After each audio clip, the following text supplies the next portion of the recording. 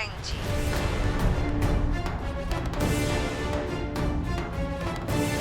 तोहफा पसंद आया आपको?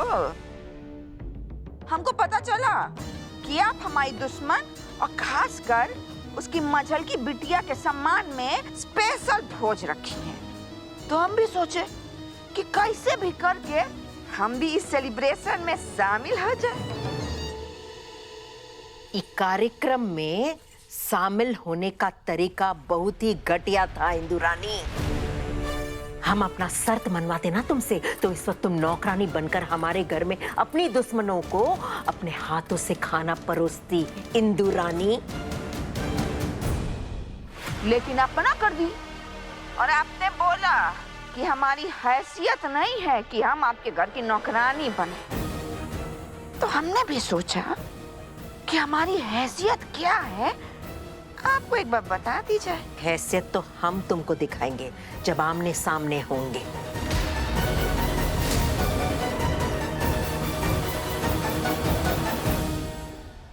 ओ बुढ़िया, बहुत ज्यादा याराना हो रहा है ना वो गंगा से। तुम एक कविता सुनो। बुढ़िया बुढ़िया मिल जाओ, हड़िया लेके गिर जाओ। गिरोगे तो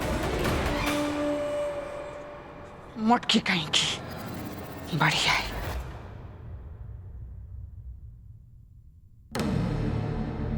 मालकिन जी, हम उसके घर जाते हैं और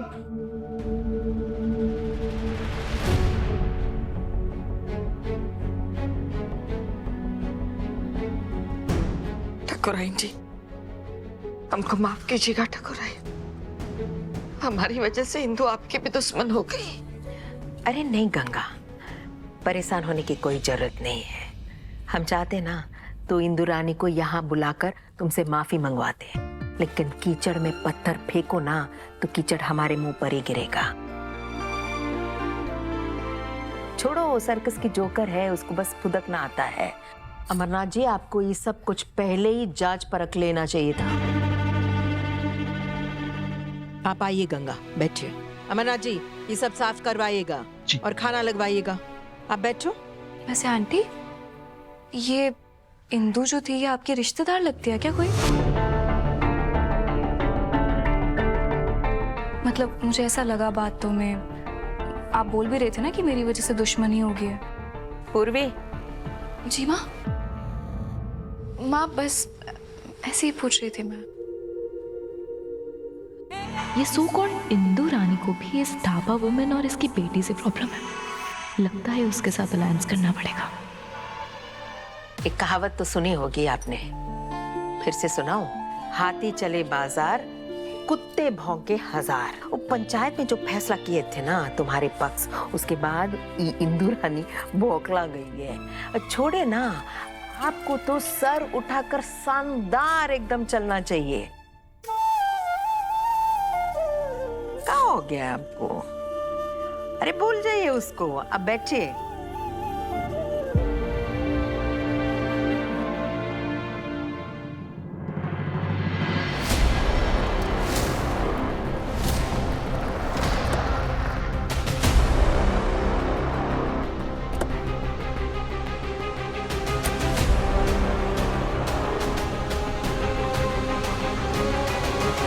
आराम से खाना खाइए।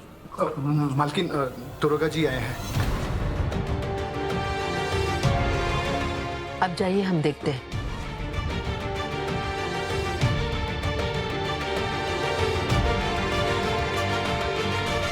आप लोग काहे खड़े हो गए?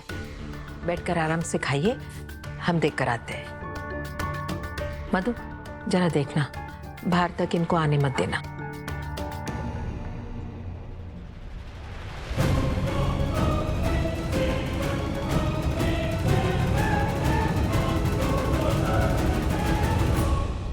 स्नेहा जी, आप गाड़ी के अंदर बैठिए।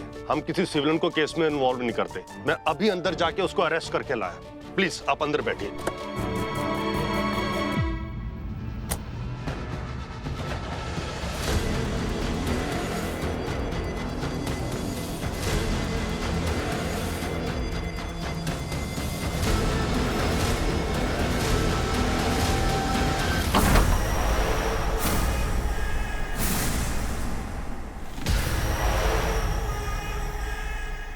वहीं रुक जाइए।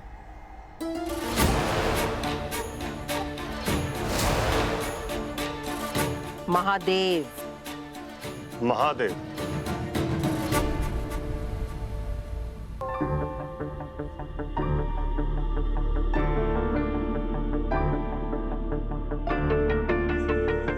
टेंशन मत लीजिए आंटी, माँ सब संभाल लेंगे।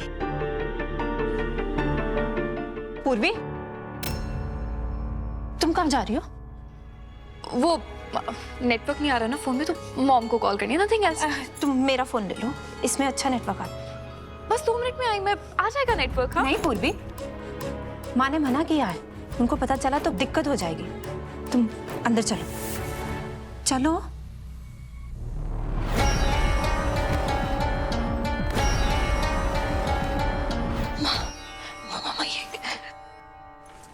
वो चूड़ी की दुकान में ही लड़की है। किस नेहा को जानती है? अगर जिस नेहा को देख लिया तो बहुत बड़ी दिक्कत हो जाएगी, वो पहचान जाएगी उसे। पर वो आपको भी तो नहीं पहचानी। तो भूल गई होगी। तो स्नेहा दी को भी तो भूल सकती है ना। पता नहीं, पर अगर पहचान लिया तो एक बार देख लेती हूँ। ओके।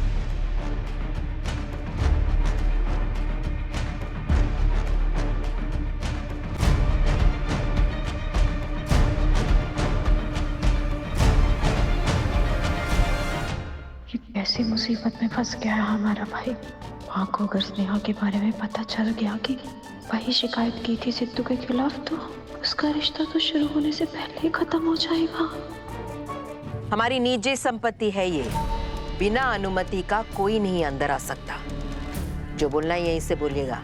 आपके बेटे के खिलाफ फाइल कंप्लेन हुई है, कुछ लोन डिफॉल्टर को धमकाना और प्रताड़ित करना। तो आप धीमी आवाज में बात कीजिएगा। ये आपका पुलिस थाना नहीं ना है, हमारा हवेली है। अंदर मेहमान बैठे हैं, धीमी आवाज में बोलिए। उसे अरेस्ट करने आए हैं, और पुलिस को अरेस्ट करने के लिए ठुकराइन जी हमें आपकी अनुमति की जरूरत नहीं है। किसी के साथ मारपीट किया है क्या हमारे बिटवा ने? और अगर ऐसा किया है तो उसको हमारे आंखों के सामने ले आइए। जाइए। वैसा कोई नहीं है हमारे साथ, शिकायतकर्ता आई है हमारे साथ, गाड़ी में बैठी है।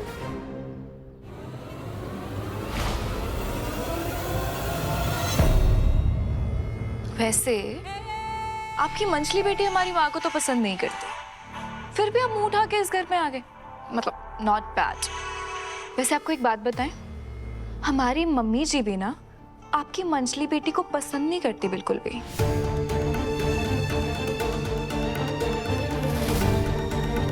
वो तो so called society and reputation, and mummy ji का बड़प्पन है, वो अच्छी इतनी है, इसलिए आप लोगों को यहाँ पर खाने पे बुलाया उन्होंने, नथिंग एल्स। पूर्वी, क्या बोली जा रही हो तुम?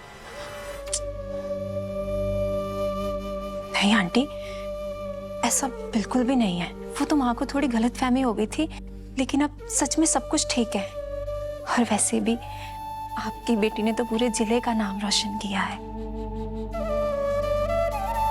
मैं सच में बहुत खुश है उनसे।